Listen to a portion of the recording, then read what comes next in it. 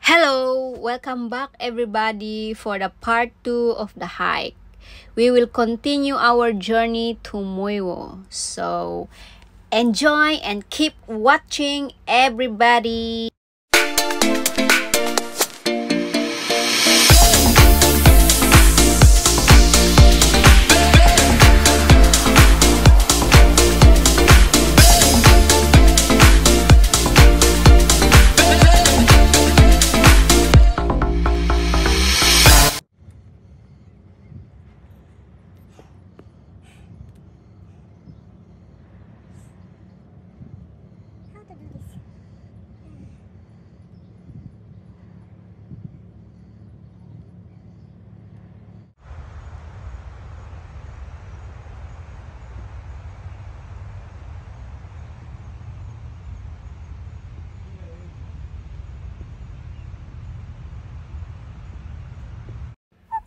So, pataas tong steps na to.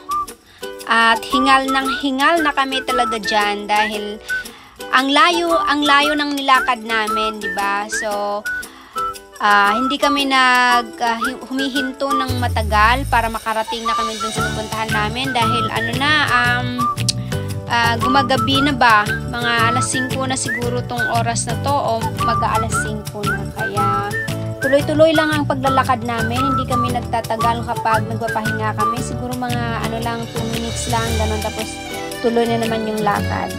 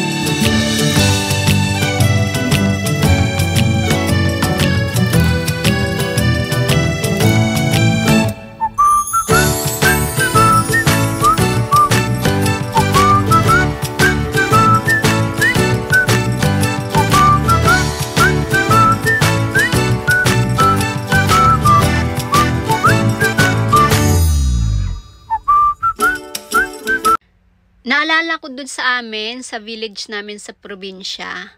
Kasi nakikita ko yung mga gabi, yung mga kawayan, kaya na-miss ko tuloy dun. Ang sarap maglakad dito kasi malamig-lamig, tapos may mga ingay ng ibon.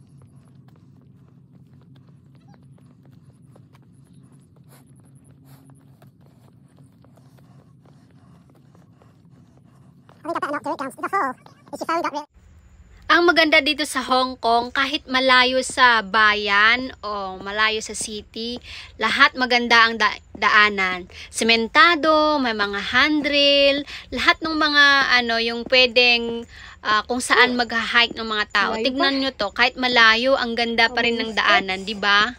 Pataas, pababa. Kanina, pataas. Ngayon, pababa. Aya.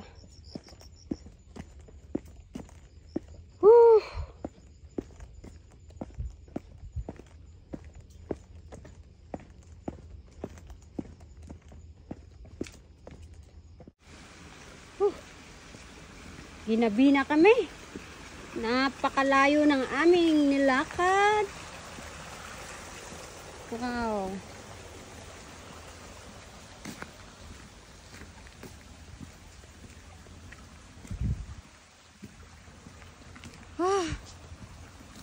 Malayo pang lalakarin.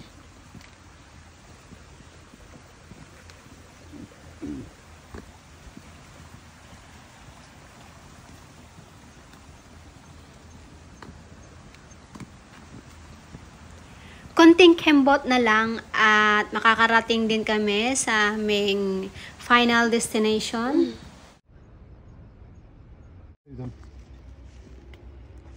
Ay! Look, watch, they're getting closer together. Ay! Ay! No! napaka grabe tong step na to. Napaka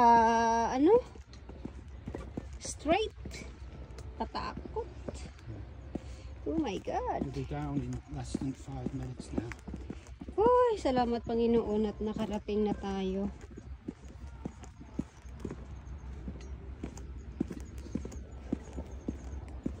When there's no more hope is left in me, I can see what comes my way, and I'm always lost. There's nowhere else to go. All I do is fall. Feels like I can make it more than I could bear. Giving up is all. Thank you everybody for watching, and please stay tuned for the final part 3. See you on the final part 3 guys. At maraming salamat talaga sa inyong lahat.